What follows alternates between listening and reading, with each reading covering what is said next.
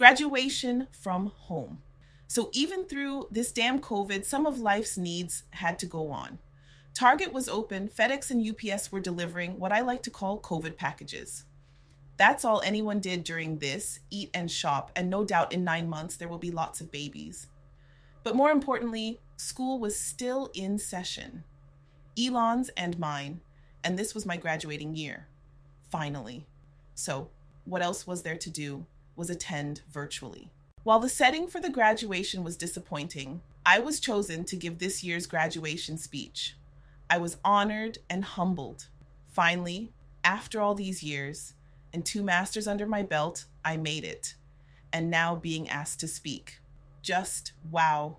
Thankfully, none of this was live, and my speech was pre-recorded. It didn't mean that it was less stressful, but at least I got it right and perfect. Below is the speech. Fellow graduates, president, vice president, deans, faculty, family, and friends. I will begin my speech today with a quote from Lubin's dean, Neil Braun. Life may challenge you and seem difficult at times. It is through these difficult times I need you to remember there is always free pizza outside classroom W404. End of quote. I'm kidding.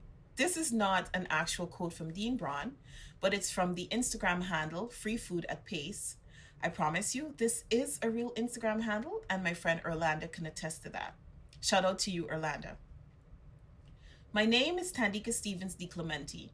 I am an international student from Guyana, the last of 9 children, the second in my family to complete college and graduate school. I was raised by a single mom, and this is my second master's degree. Today, I want to talk to you about the international student experience, my experience, and the lessons learned from it. I will not attempt to give you life lessons, as I'm sure we have enough to go around this room. I'm confident some of us have had jobs, careers, marriages, childbirth, and even divorces. So I will not be sharing with you 10 steps to have a successful life. Remember that Instagram page I mentioned before? Well, thanks to that page, I got free lunch on the days I could not afford to buy any when I was working as a graduate assistant. Pace's motto of Opportunitas has personal meaning for me.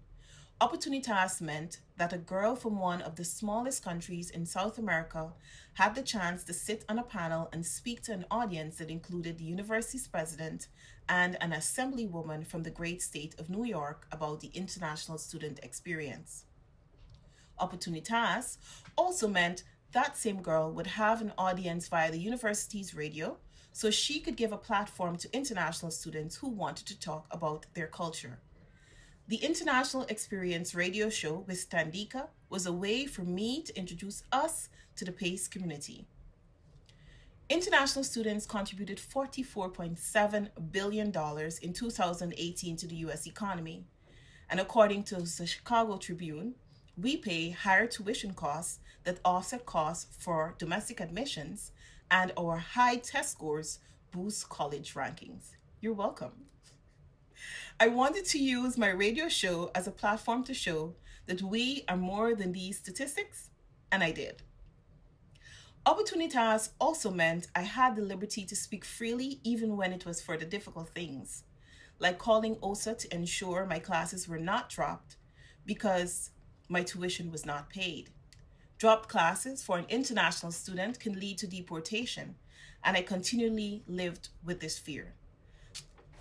There was a viral meme going around a few years ago that suggested international students eat Gucci branded breakfast cereals and drove Lamborghinis. I'm sure many of you saw this meme. The BBC wrote an article about that meme. To quote that article, but the truth is that the vast majority of the 400,000 international students in the UK struggle to get enough money to come and fulfill their dreams. Usually, it's the bank of mom and dad who are paying, and sometimes it's the whole family's life savings that are put into it. End of quote. The same rings true for students here across the pond. For those of us with no bank of mom and dad and no family life savings, we have succeeded in obtaining government scholarships, graduate assistantships, and limited 20-hour-a-week jobs. It is for this reason we value the education we came to receive at PACE even more, and why we spoke up when we wanted professors to expand more. International students face extraordinary challenges as it relates to employment in general. To complicate things further, you may hope and pray that a company will hire you after you graduate so that you too can experience the American dream. But companies are reluctant to spend money on a lottery system. I believe universities can do more in this regard by hiring the students they can. My experience here at PACE was not perfect, but it was valuable to reiterate the following.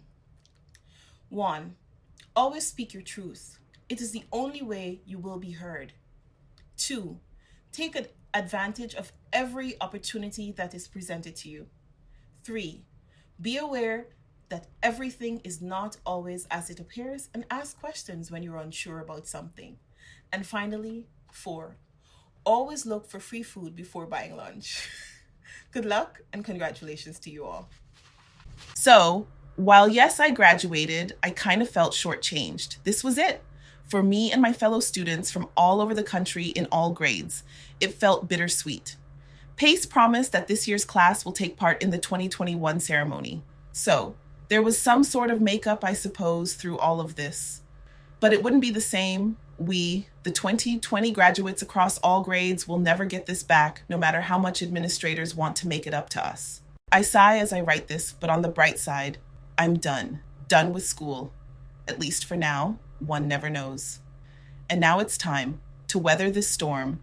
And once this is over, it's time to put those masters to work. Amazon, Google, here I come.